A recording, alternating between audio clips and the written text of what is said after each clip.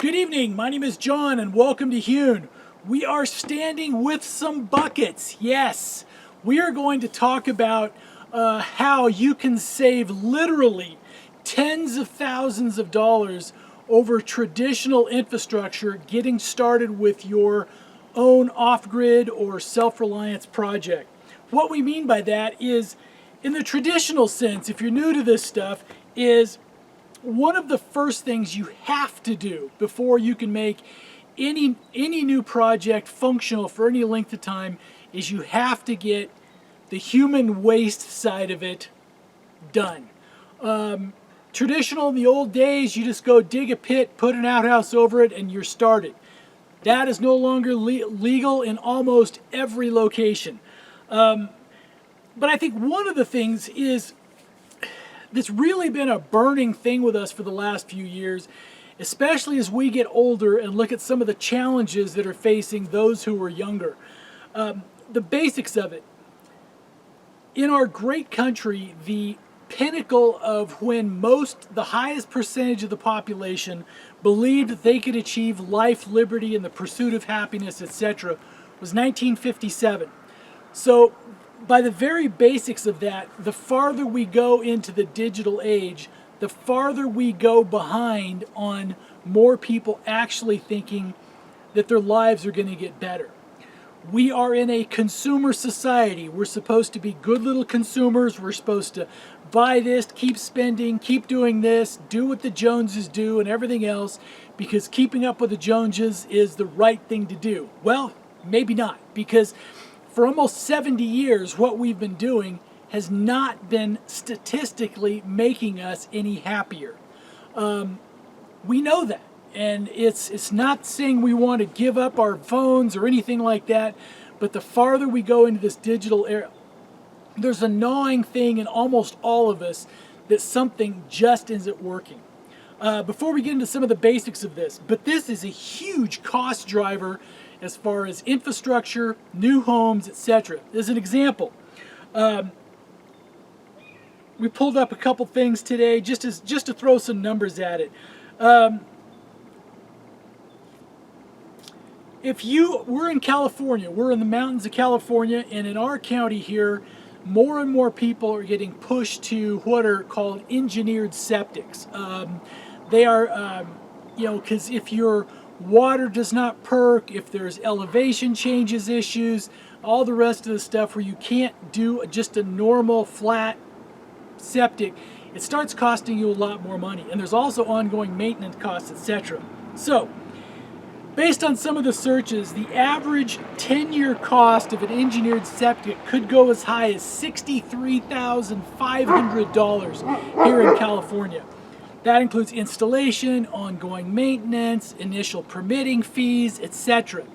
It is not insignificant, okay?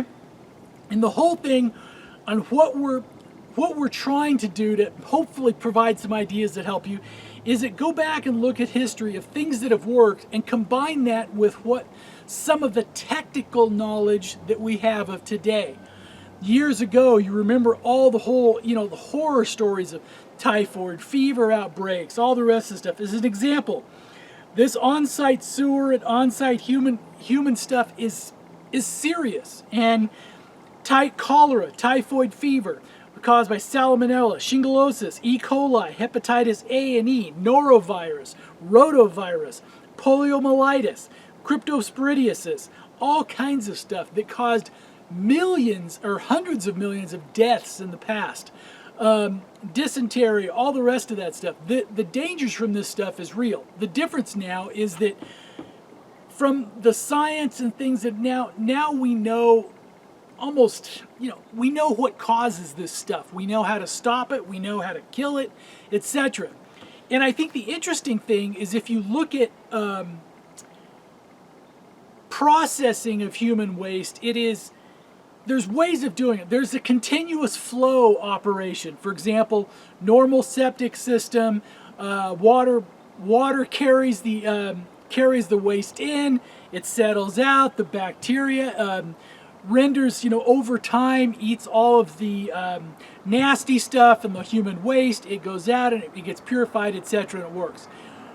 What if, and also the other alternative to that is normal sewer systems where you pay a monthly fee. In some locations, it's as much as $200 a month just to handle that function.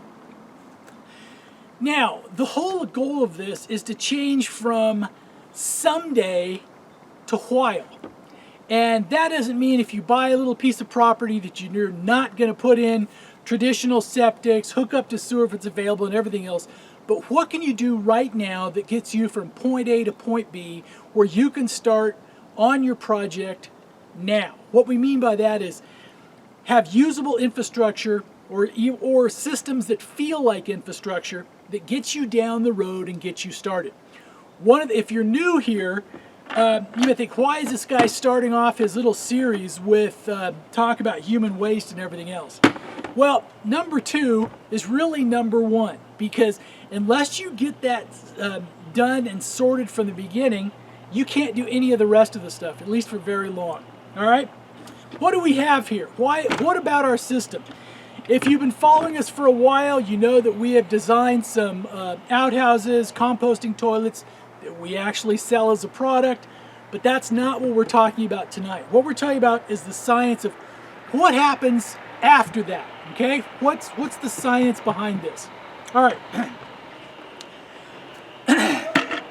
Here's the core of it, and this is the standard 32-gallon trash can, okay? Standard trash can, picked it up at the local hardware store. These are available literally everywhere. And why did we start with this? Reason we started with this is what is the largest, almost indestructible container that is the cheapest by volume and you can purchase anywhere, and that anybody of normal health can move these around without an issue. It's the trash can. All right.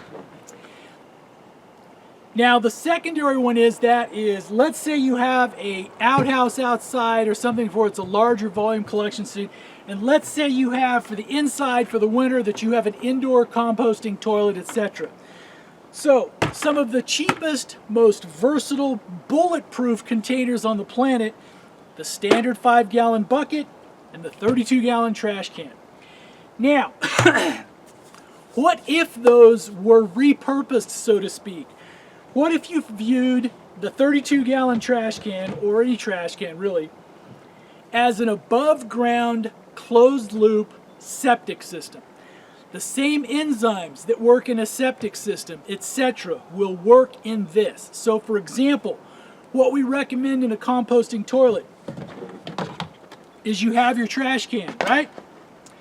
You have human waste. It is covered with sawdust. It is covered with an organic material, a carbon, which actually aids in, not only does this act as a vapor barrier and a pest barrier, it also aids in the digestion and the composting of the material. Now, this is not 30 years ago even, so to speak.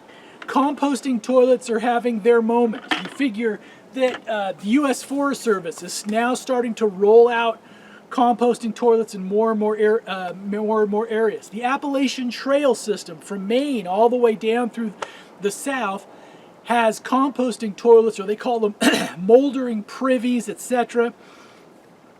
Some of these are built on larger pits, so to speak, where they actually move the container, move the shed, so to speak, every year or so. And what if you took the tech from that and reduced it down to single-family home size? Okay, you end up with this. So in a standard 32-gallon trash can in an outhouse, we found over the last 4 years is that for a couple with full-time use, one of these will probably last almost a quarter. So if that's true for low volume, maybe a vacation, let's say you go through 4 of these a year. You can sometimes get these picked up on sale for $25 a pop. So that means your entire yearly sewage system cost, so to speak, for the storage of it is about $100. And if you are in a rural area where you have your own chipper, do some of your own sawdust, the actual material that goes over the top of it can be for zero, or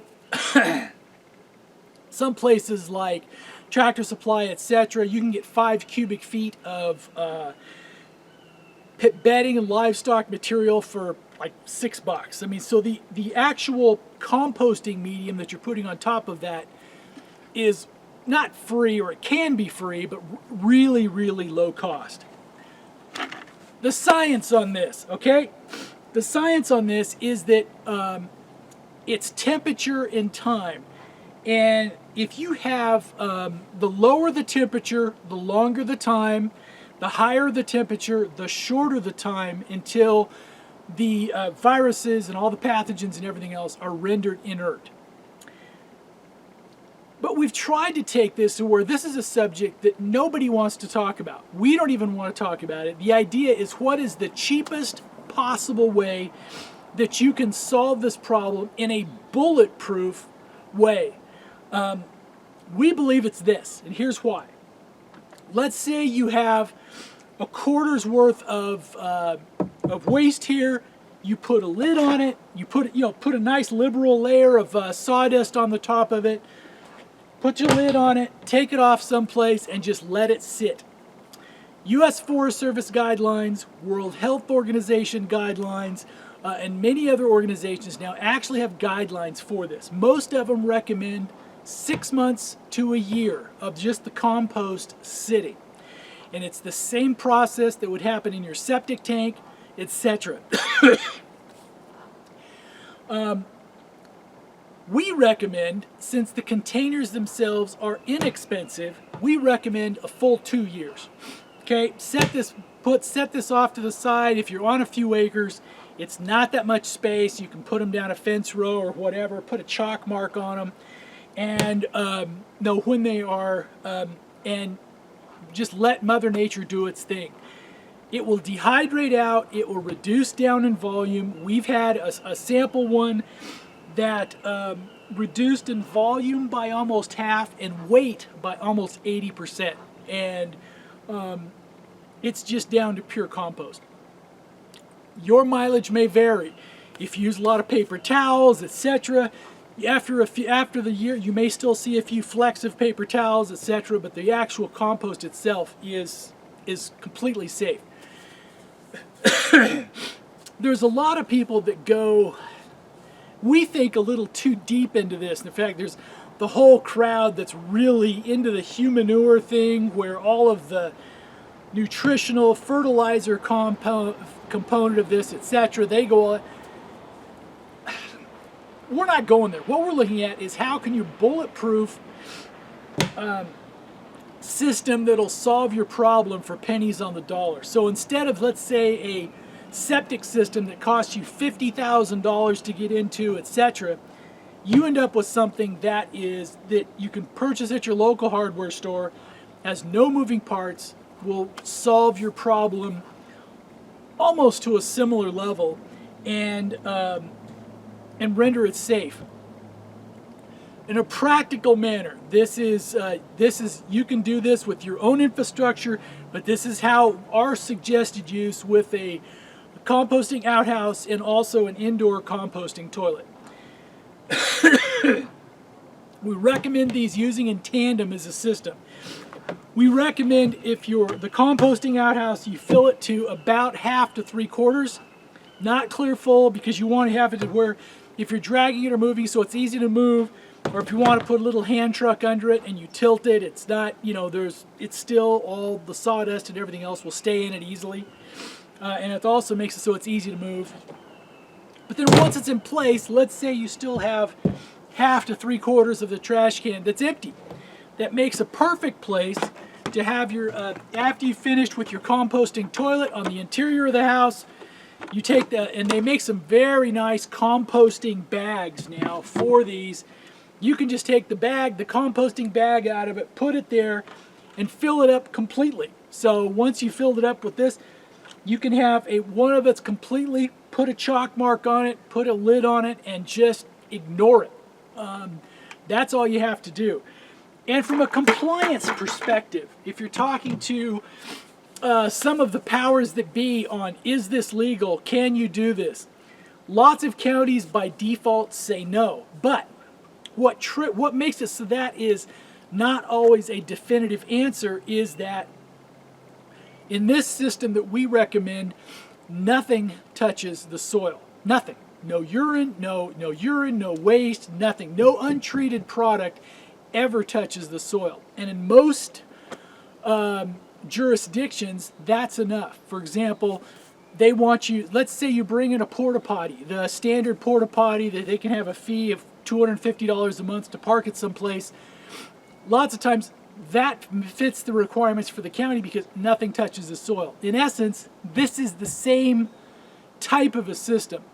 Where it gets into some of the gray areas with some of the commercial composting toilets, etc., is they will have separators where you have a urine separator from you separates liquids from solids, etc. From a technical perspective, we understand why that makes sense. But then, if you're talking to legal organizations, counties, etc., it's a tripwire. For example, okay, what do you do with the liquids? And it's kind of one of those things that if you have to talk about it too much and to explain it, you've already lost. And where this one, you say, hey, we use a system where no untreated product ever touches the soil, and it is treated on site for 2 years before anything has ever touched the soil. That's our backup plan on it. And from a scientific perspective, it's bulletproof. In fact, it is probably twice as long as you need to. And what do you do after the 2 years? There's the people that put it into their gardens, etc., that it's safe. It's like, why even go? You can use it for out into the forest, soil amendments, and everything else, but we don't recommend that you actually put it into your vegetable garden or something like that, even though technically it is safe to do. And what we do is that every year on an annual cycle, in our area, since we're in the mountains, there's several months out of the year which is an open burning as far as pine needles and everything else. And since this is just sawdust and organic material, and after it's dried out, it almost looks like a bark, like a forest moss type of stuff. We incorporated that with our burn piles for the pine needle burnings and everything else. So basically, there's nothing left in our situation but ash. So basically, the risk of contamination is zero. Nothing, no liquid ever touches the ground, everything else. And we wanted to start out, and why would we start out with our weekly series on a topic like this? Because unless you get something like this situated and sorted and organized, you have a hard time moving forward. Hard costs. Yes, you can buy a commercially built outhouse from us. We'd love to sell you one. We have the little composting toilets that we can sell. In our situations, we have an outhouse on the outside. We have a composting toilet upstairs in the sleeping loft in the master bedroom, so to speak. And what our design on these, and you've seen pictures around on our websites and stuff, to where they have a sawdust tank right behind the toilet seat area, so that flushing it is a natural thing. To where instead of flushing the handle, the water goes down through. You lift the lid, grab a couple of handfuls of sawdust, cover each use. That is how you flush a composting toilet. They work. They work well, and our whole goal on this is to give you 80 or 90% of the functionality of a standard infrastructure type of stuff for 10% of the cost or less. I think this does it. But not only that, think about this. You can move forward confidently on your project, and this system feels like infrastructure. You have nice little wooden compost. You have nice little composting toilets. You have a nice composting outhouse that has a traditional look and feel. It feels like infrastructure. It feels like a normal thing. There is not a disadvantage in use. But we have to get used to where we're not afraid of chores. Like, for example, on our outhouses, You can swap out the can out of the back and put a new one in there in under a minute. Okay, but you have to physically do it. I mean, it's not an app. You can't push a button and the app does it for you. Same thing with the buckets. You may have to actually carry a bucket once in a while, but it's really, from doing this for a while, it is no different and less smelly and everything else than household garbage. So it's kind of the same thing. Once a week, you take out your kitchen garbage, or sooner. The same thing with it's just part of one of those chores. And if you can get used to making your life function with a series of chores and a tech list rather than pure infrastructure, the amount of money you can save is amazing. It really is. And the end product is the same. So if you look at all of the processes that take place in a standard septic system, or even a waste treatment facility from a commercial provider, all of the steps, the enzymes, the dehydration, the get rid of the liquids.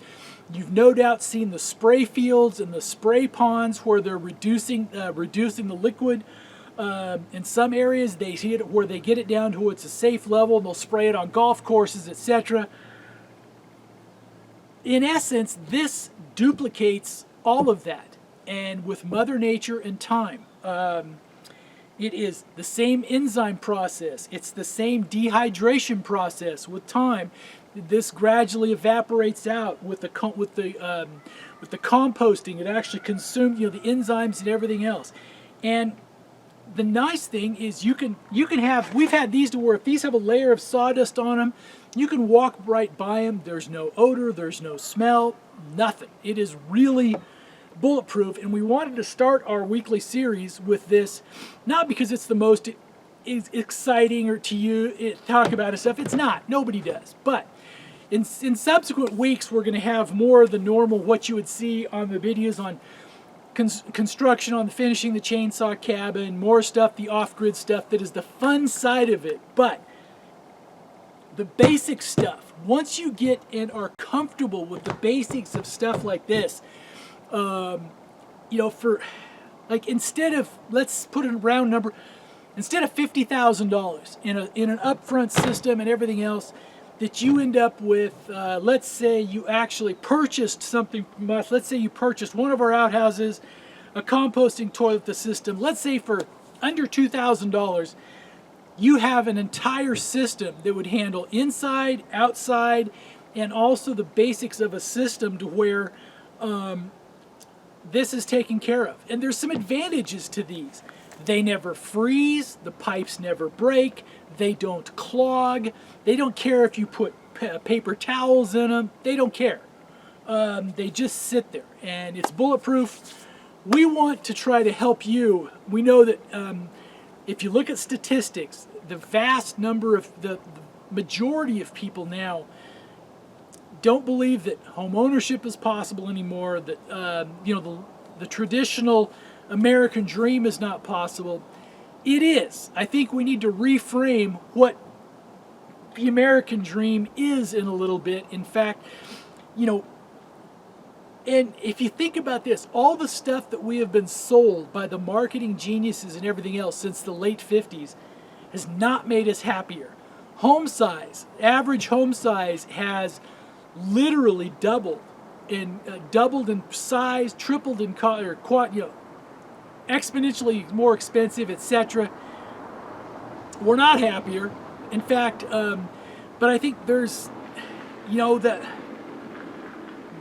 you can get there. You can get there, and you can get there with less cost than you might possibly imagine.